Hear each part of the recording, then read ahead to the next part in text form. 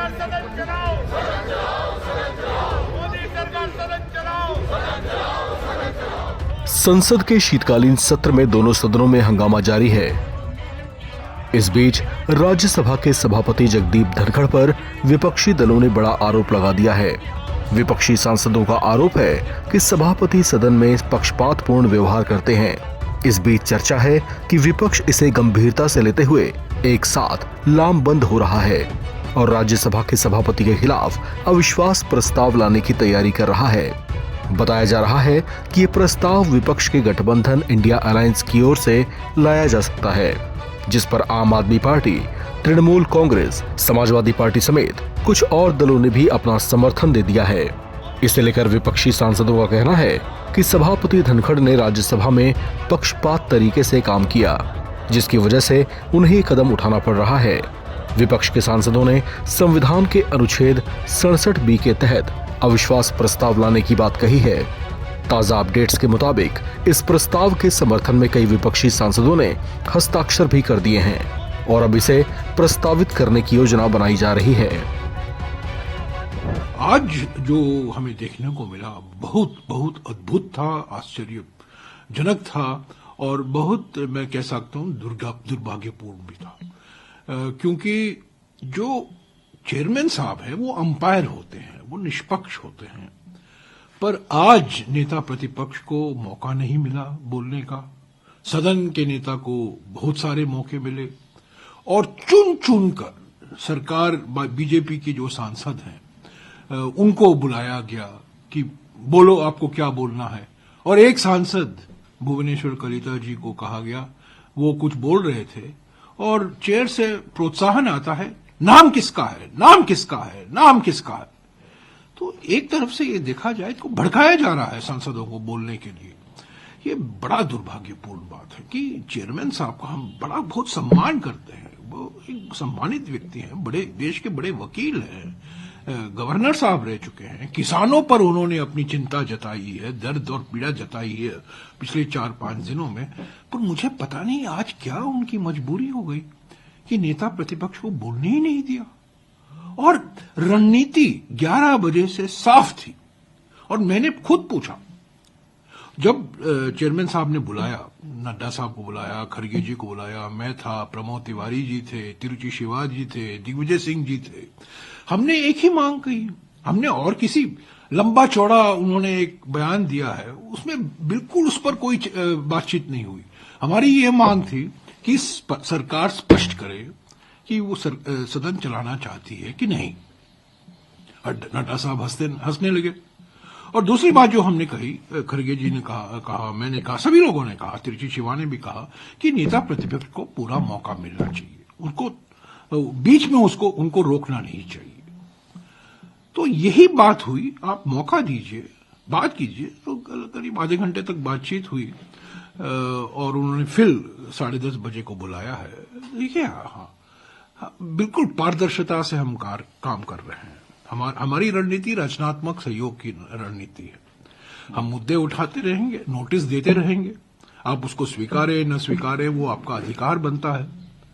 पर जिस तरीके से आपको निष्पक्ष रहना चाहिए, सभी को मौका मिलना चाहिए और ऐसा नहीं कि सिर्फ जो बीजेपी के सांसद हैं उनको आप प्रोत्साहन करें कि आप बोलिए, नाम लीजिए। हम जानते हैं कि किसका नाम वो लेना चाहते थे। तो ये गलत बात है। ये मैं बहुत अफसोस से कहना पड़ता है, क्योंकि बड़े बड़े सम्मानित व्यक्ति हैं, सम्मानित पद है। चेयरमैन साहब का पद जो होता है बड़ा सम्मानित गरिमा है। और धनखड़ साहब बड़े वकील हैं, मेरे अच्छे व्यक्तिगत संबंध हैं उनके साथ, मैं मिलते रहता हूं और मैंने उनसे भी कहा कि सर आज आपसे ये उम्मीद नहीं थी। तो देखिए कल क्या होता है। पर सरकार की मंशा साफ होनी चाहिए। सरकार की मानसिकता यह है कि हम हाउस चलने नहीं देंगे, क्योंकि बार बार अडानी का मामला, मोडानी का मामला, जेबीसी का मामला ये उठाया जा रहा है विपक्ष की ओर से। लेकिन सर सरकार की तरफ से भी 267 की नोटिस जो है, पहली बार हम देख रहे हैं सरकार की ओर से 267 नोटिस एक हथियार होता है विपक्ष के हाथों में।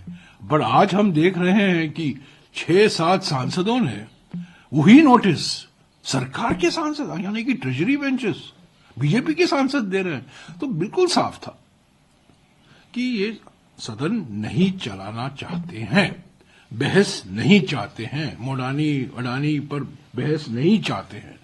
और अफसोस कि 13 और 14 को तो लोकसभा में संविधान पर चर्चा होना है और 16-17 में राज्यसभा में होना है। पर क्या सवाल ये मेरे मन में आज उठा कि क्या ये संविधान पर जो चर्चा तय किया गया है उससे भी भाग रहे हैं, उस पर भी वो नहीं चाहते। तो ये सब सवाल मेरी आशंका है कि वो चाहते हैं कि नहीं, क्योंकि आज जो रणनीति थी उनकी, सदन को किसी हालत में नहीं चलना चाहिए, लोकसभा और राज्यसभा। जो संसदीय कार्य मंत्री हैं किरण रिजिजू जी, उन्होंने तो साफ तौर पे कहा कि सरकार पहले ही बातचीत कर रही है, जब विपक्ष आता है बिजनेस एडवाइजरी कमेटी की बीएससी की मीटिंग होती है, उसमें सारी बातें टर्म्स तय कर दी जाती हैं, बिजनेस डिस्कस कर लिया जाता है, जो विपक्ष का होता है वो भी हम मान लेते हैं। नहीं नहीं चलने देते। देखिए किरण रिजिजू जी से उनकी कथनी और करनी में जमीन आसमान का फर्क। वो संसद के बाहर क्या बोलते हैं, हमारे नेताओं को, गौरव गोगोई में कई लोग उनसे मिलते रहते हैं रणनीति तय करने के लिए, क्योंकि सदन सबके सहयोग से चलता है ना, एक तरफा नहीं चल सकता, सबके सहयोग से चलता है। हम चाहते हैं कि मौका मिले, हम उठाएं मुद्दे, आप भी उठाइए, हम आलोचना करेंगे आपकी, आप आलोचना करिए हमारी। पर ऐसा नहीं कि सरकार पहले मिनट से जो फौज है उनकी लोकसभा में और जो फौज है उनकी राज्यसभा में, आप उनको तैयार करें और उनको जो सिंहासन जो पर बैठे हैं, जो चेयरमैन साहब होते हैं, वो एनकरेज कर रहे हैं, आप बोलिए, आप नाम नहीं ले रहे, नाम लीजिए। मैं तो हैरान हो गया और बहुत अफसोस के समय बड़ा डिप्रेस हो गया। आज मैं बड़े विनम्रता से उठा रहा हूं, बड़े विनम्रता से सम्मानित सभापति जो हैं, अध्यक्ष साहब जो हैं, चेयरमैन साहब जो हैं, आज जो उन्होंने पक्षपात दिखाया वो करना नहीं चाहिए था। बड़े विनम्रता से मैं पूछ रहा हूं, मैं आलोचना नहीं कर रहा हूं, जो वास्तविकता है वो मैं कह रहा हूं। वो सारा देश देख रहा है, सभी लोगों ने कहा, और एक व्यक्ति ने मुझे फोन कर कहा, यार आप चुप क्यों हो? कि चेयरमैन साहब एक सांसद को, भुवनेश्वर कलिता को कह रहे नाम लो नाम लो नाम लो, ये सब रिकॉर्ड पर आया है। और जब नेता प्रतिपक्ष खड़े होते हैं बोलने के लिए, nothing will go on record, nothing will go on record बोलते हैं।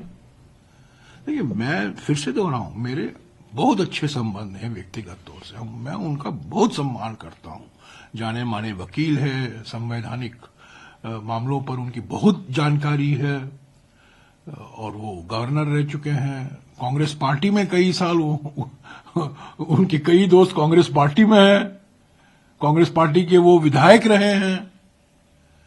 तो आज थोड़ा ज्यादा ही हो, लक्ष्मण रेखा वो पार कर गए आज। इस बात की कुछ खबरें भी इस तरीके की हैं, कुछ के अविश्वास प्रस्ताव भी विपक्ष की जो इंडिया गठबंधन है उसके जो लोग हैं, वो पार्टियां हैं, वो लाने की तैयारी। नहीं, मुझे पता नहीं ये खबर कहां से आई, पर ये भारत का संविधान है और अनुच्छेद 67 ख आप पढ़िए, आपको जवाब मिल जाएगा इस सवाल का। क्या कहता है sir? Article 67B constitution of India, ये अंग्रेजी का है, ये भारत का संविधान हिंदी में है। 67 ख